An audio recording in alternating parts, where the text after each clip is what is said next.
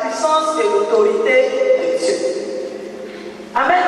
Parce qu'après le baptême, le Seigneur déverse sur nous une onction spéciale.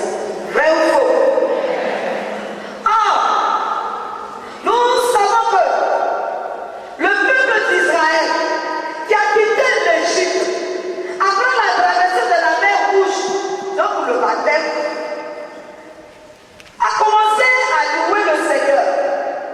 Mais ce peuple, très vite, a commencé à parler le langage du monde. Parce que vous savez que quand nous quittons l'Égypte, nous sommes confrontés à des situations, à des problèmes. Parce qu'on a tellement duré en Égypte que nous avons des pensées obscures.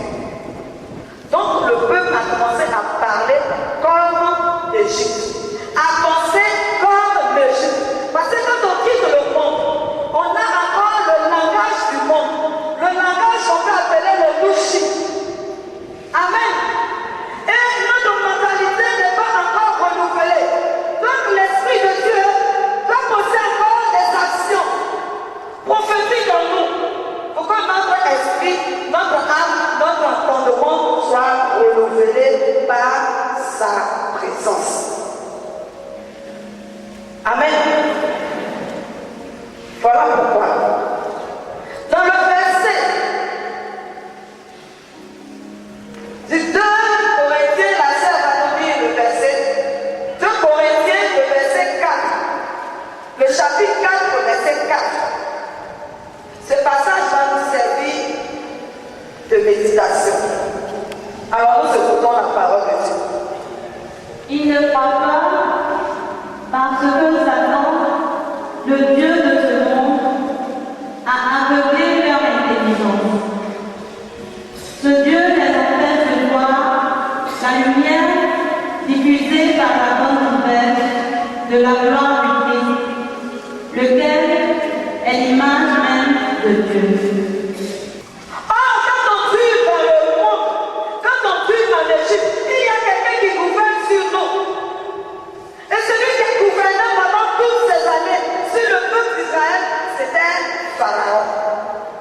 Pharaon avait ses pensées.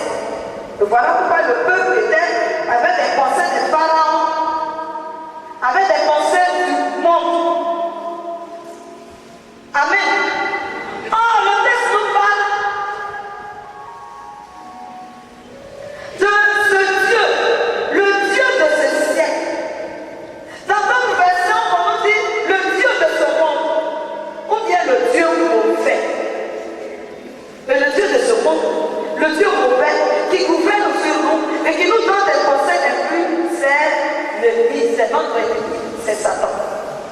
C'est Satan et ses autorités, c'est Satan et ses principautés, les princes de ce monde, les princes des ténèbres, les esprits méchants.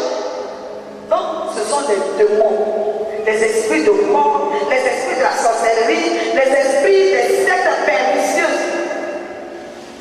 Et nous voyons qu'en Côte d'Ivoire, les sectes pernicieuses sont en train de nous envahir.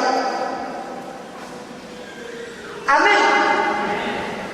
Alors, frères, sœurs, qu'est-ce qui nous prouve, qu'est-ce qui nous montre que ce Dieu de ce monde, ce Dieu mauvais, gouverne sur nous? De quoi est-ce qu'on l'accuse? On l'accuse d'avoir aveuglé les entendements. On l'accuse d'avoir aveuglé notre intelligence. On l'accuse d'avoir aveuglé notre esprit. On l'accuse d'avoir aveuglé nos pensées, donc la pensée des hommes, la pensée des chrétiens, la pensée des enfants de Dieu.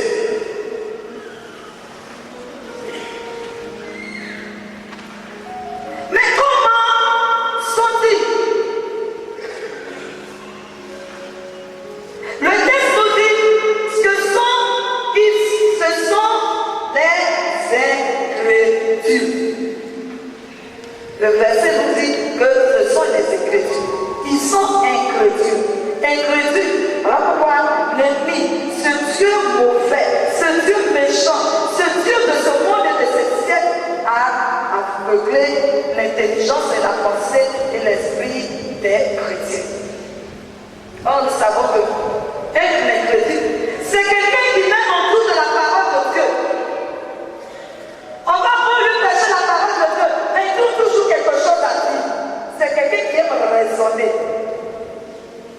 Il accepte la parole de Dieu quand ça l'arrange. Quand ça ne l'arrange pas, il ne l'accepte pas. C'est quelqu'un qui a un cœur endurci. Pour lui, ce que Dieu a fait, ça c'est dans le passé. Non, maintenant, non. Dieu, est-ce qu'il peut me sauver? Est-ce que Dieu peut me sauver? Est-ce que Dieu peut sauver la Côte d'Ivoire? Et c'est comme ça les Écritures raisonnent. Alors le texte de Jean, le chapitre 12, le verset 40, nous explique clairement les actions de ce Dieu mauvais. Il dit, c'est Satan. Il a aveuglé les yeux et il a endurci leur cœur. Donc, ce qu'il fait en nous, il a aveuglé nos yeux. Et la sœur nous a expliqué que les deux mères, la mère qui a tué son enfant et puis celle qui s'est endormie, elle a tellement dormi dans l'assoupissement spirituel, dans la mort spirituelle, qu'elle n'a pas vu que l'ennemi était en train de la dominer, que l'ennemi était en train de changer son enfant. C'est le noir, c'est dans l'obscurité. Donc pour toi, le jour et la nuit sont confondus. On ne peut pas faire la différence entre le jour et la nuit. Et c'est comme ça que le diable aveugle les enfants de Dieu. Il endurcit nos cœurs.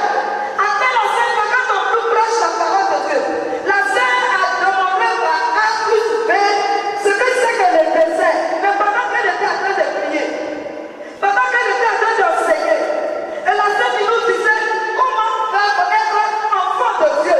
Je sais que le diable a endurci certains cœurs pour ne pas entendre la parole. Tu vas devenir enfant de Dieu pourquoi? Tu es déjà enfant de Dieu puisque tu es baptisé confirmé. Et c'est comme ça qu'il agit en nous. Il dit, on continue ses actions, il dit pour que les yeux ne voient pas, pour ne pas que tu vois. Oh non, le verset me plaît. Jean 12, verset 40. Lisez, vous allez voir.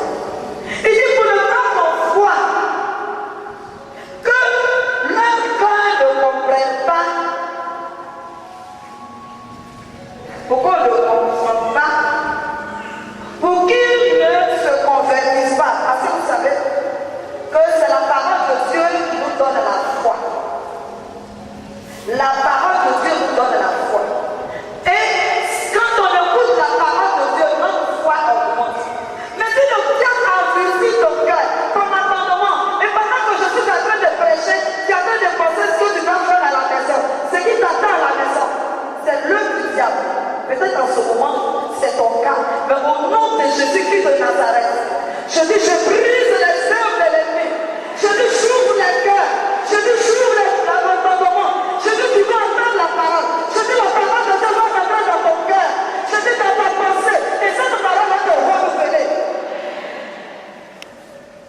Il dit, il nous a dit pour ne pas qu'on se convertisse, pour ne pas entendre la parole de Dieu. Quand on prêche, ça rentre et ça glisse sur nous.